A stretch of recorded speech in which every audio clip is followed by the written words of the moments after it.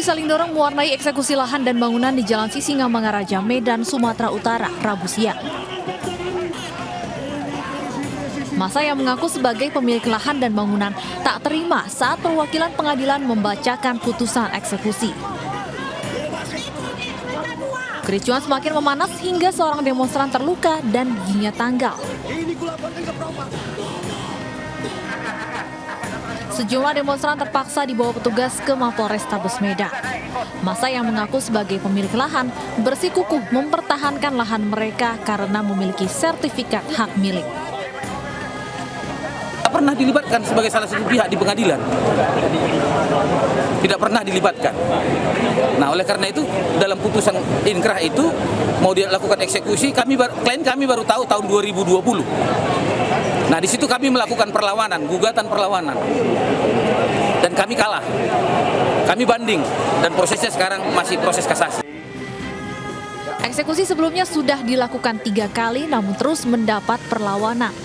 Atas eksekusi ini, pihak termohon berencana mengajukan kasasi ke Mahkamah Agung dan melaporkan tindakan petugas kepolisian yang dinilai represif ke Kapolri.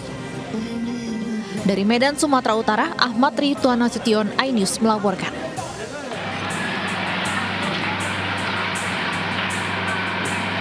Belasan ruko di Jalan Pasar Jurusan Mempawah, Pontianak, Kalimantan Barat terbakar.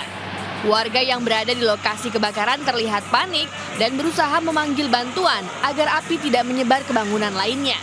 Salah satu saksi yang merupakan anggota satuan militer mengetahui terjadinya kebakaran ketika hendak menaikkan bendera merah putih bersama anggota lainnya.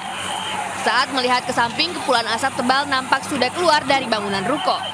Kebakaran ini dibantu oleh pihak pemadam kebakaran dan sekiranya ada 14 unit dan dari pihak polisi ada 2 unit untuk membantu pemadam kebakaran dan dari pihak TNI AD. Baiklah, untuk kejadian ini untuk kerugian masih belum kami ketahui. Hingga kini belum diketahui secara pasti penyebab terjadinya kebakaran.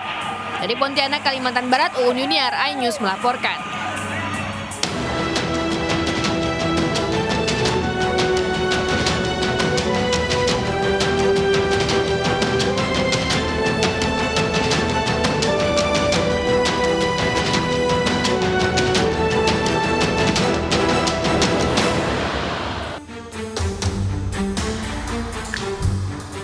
Halo, selamat pagi Aldi, apa kabarnya pagi ini? Selamat pagi, Baby, sehat. Kamu gimana pagi ini? Semangat dong tentunya, karena bentar lagi juga mau weekend kan? Bener banget. Iya, di 2 hari lagi menuju weekend, dan kita juga pagi ini tentunya semangat karena mau bertemu pemirsa di rumah.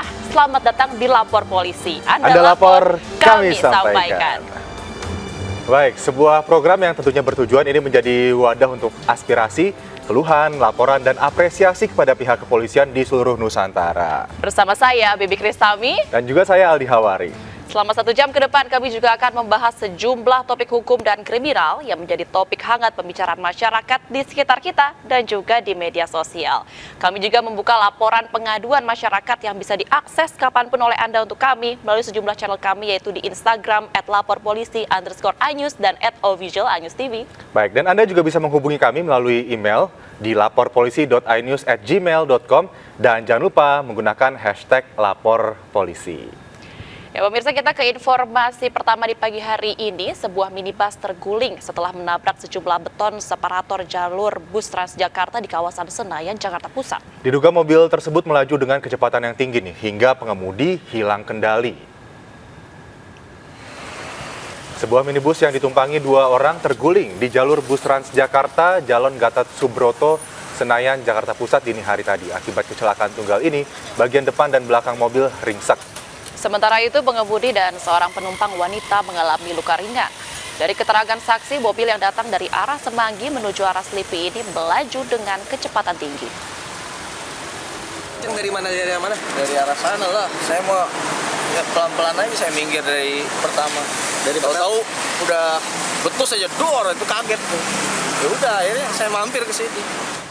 Baik, kita ke informasi selanjutnya. Kebakaran menghanguskan sejumlah rumah dan lapak pengepul Jakarta Timur. Dan api ini diduga berasal dari korsleting arus listrik dari salah satu rumah yang ditinggal pemiliknya.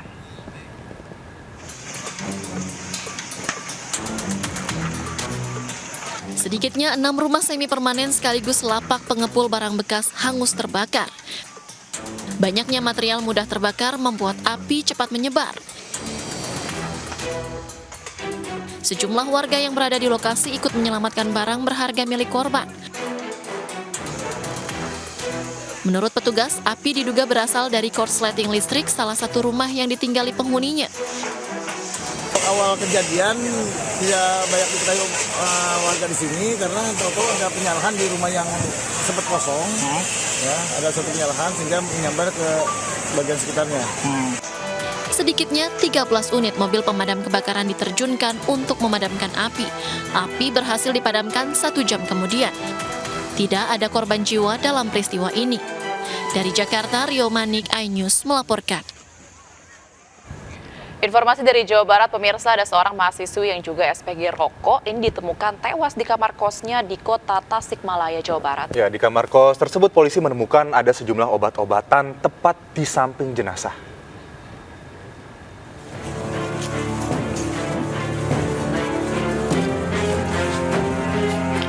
Penghuni rumah kos di Jalan Asrama Nyantong, Kampung Sindanghayu, Kota Tasikmalaya, Jawa Barat, digegerkan dengan penemuan jasad seorang wanita di dalam kamar kos. Korban diketahui bernama Ayi Yulianti, berusia 25 tahun, seorang mahasiswi yang bekerja sebagai SPG rokok. Korban pertama kali ditemukan oleh temannya yang akan berkunjung. Saat dipanggil, korban tidak menjawab hingga akhirnya pintu kamar kos dibuka paksa dan korban ditemukan sudah tidak bernyawa. Tim Satreskrim Polres Tasikmalaya Kota bersama Polsek Tawang yang mendapat laporan langsung mendatangi lokasi dan melakukan olah tempat kejadian perkara. Di dalam kamar, polisi menemukan berbagai jenis obat-obatan. Ini masih dalam penyelidikan kepolisian. Ini di dalam kamar kos, Kamar kos. Dia sendiri. Sendiri ngekos. Ada informasi dari masyarakat sekitar ini kerjaannya apa katanya? Kebetulan dia bekerja di Roko Sukun. Oh, SPG katanya. SPG. Usai dilakukan olah TKP, jasad korban langsung dibawa ke kamar jenazah RSUD Dr. Soekarjo Tasikmalaya untuk dilakukan visum. Polisi masih terus melakukan penyelidikan untuk mengetahui penyebab kematian korban. Dari Tasikmalaya, Jawa Barat, Asep Joharyono, iNews melaporkan. Pemirsa, untuk membahas lebih lanjut mengenai wanita tewas di kamar kos di Tasikmalaya, kita telah bergabung dengan Kapolsek Tawang, Ibda Wawan Setiawan. Halo, selamat pagi Bapak. Terima kasih telah bergabung bersama kami di Lapor Polisi. Apa kabarnya Pak? Selamat pagi Mbak, selamat pagi juga Ya, Pak sehat Aldi. Pak Wawan. Baik, Pak Bapak. Sehat. Pak Wawan, ini ada jasad wanita ditemukan di kamar kos. Sejauh ini penyelidikan kepolisian, apakah sudah ditemukan penyebab pasti kenapa jasad wanita tersebut ditemukan begitu? Betul Pak, telah ditemukannya jasad seorang perempuan yang bernama Saudari Ayi, kurang lebih umurnya 20 tahun, yang alamatnya di Karangnunggal, Kabupaten Tasikmalaya. Dari hasil penyelidikan bahwa korban sudah dilakukan pemeriksaan oleh pihak rumah sakit maupun tim Inapis dari Polres Tasikmalaya Kota, dan hasil dari visum maupun hasil dari Inapis Polres Tasikmalaya Kota tidak ditemukannya tanda-tanda kekerasan pada tubuh korban, dan hasil dari pemeriksaan para saksi maupun keluarga korban ternyata sebelum meninggal korban pernah mengeluh sedang sakit lambung dan diduga korban meninggal karena sakit. Oke, Pak Wawan, diketahui memang sebelumnya polisi menemukan ada obat-obatan di kamar korban. Obat apa ini? Apakah ada indikasi bunuh diri, Pak? Betul Pak, berdasarkan hasil olah TKP dan pemeriksaan para saksi, ditemukan obat-obatan di pinggir korban. Di antaranya 10 tablet Graxine dan 2 tablet Mekatamik dan 2 tablet Transmeza. Dan menurut keterangan dokter yang dari rumah sakit bahwa obat tersebut adalah obat batuk dan obat pilek. Dan untuk sementara hasil penyelidikan tidak adanya indikasi bunuh diri. Karena hasil pemeriksaan para saksi maupun keluarga korban bahwa korban mengeluh sakit lambung. Berarti ada terindikasi ini overdosis obat-obatan atau bagaimana, Pak? Ini belum, ini hasil dari penyelidikan, sementara hasil penyelidikan. Belum ada ngarah ke sana, Pak. Untuk kasus ini, sudahkah ada saksi-saksi yang melapor begitu? Bagaimana kemudian menceritakan keseharian korban, kemudian rutinitas korban, dan juga mungkin saksi yang akan diperiksa ke depannya siapa saja, Pak, yang memiliki relasi dengan korban ini? Betul, Pak, dari pihak Polsek maupun tim Inapis sudah melakukan pemeriksaan saksi 4 orang. Di antaranya yang melaporkan Pak RT, temannya korban yang pernah melihat, dan tetangga kosan temannya korban maupun pihak keluarga. Oke, baik, terima kasih informasinya Kapolsek Tawang, Ibda Wawan Setiawan. Selamat bertugas kembali, semoga kasus ini juga nantinya penyelidikannya bisa selesai dengan lancar. Kita ke informasi selanjutnya, ada kapal yang sedang bersandar di Pelabuhan Nusantara Parepare, Sulawesi Selatan, ini terbakar, Aldi. Nah, ini ada seluruh penumpang kemudian panik untuk menyelamatkan diri mereka.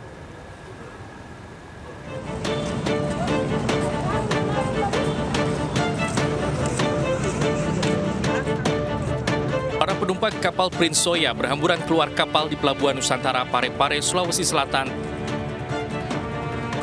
Mereka panik saat melihat api dan asap hitam di dalam kapal. Api diduga berasal dari dapur kapal.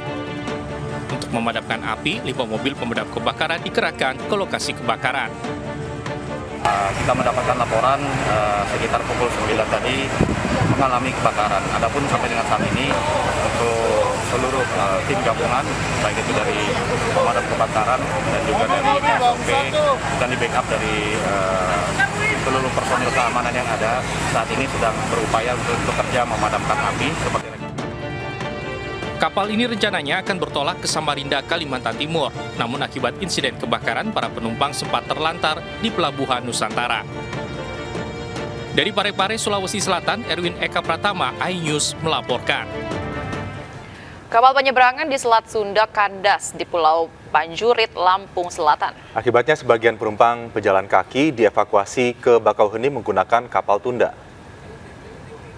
Puluhan penumpang kapal motor penyeberangan Batu Mandi akhirnya dievakuasi menggunakan kapal tunda Merak 28 dan kapal patroli milik Polres Lampung Selatan. Mereka yang dievakuasi dibawa ke Pelabuhan Bakauheni dan rencananya diseberangkan dengan kapal Roro lainnya, sementara penumpang kendaraan terpaksa harus menunggu proses evakuasi kapal berhasil. Diketahui proses evakuasi KMP Batu Mandi yang kandas di Pulau Panjurit berlangsung dari pukul 14.00. 5 kali kapal melakukan penarikan belum juga berhasil. Bahkan tali seling sempat putus.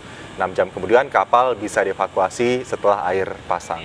Kapal feri mengangkut 393 penumpang dan 148 kendaraan. Secara psikologis nggak terlalu panik karena kita tahu nggak terlalu jauh dari Bakauheni.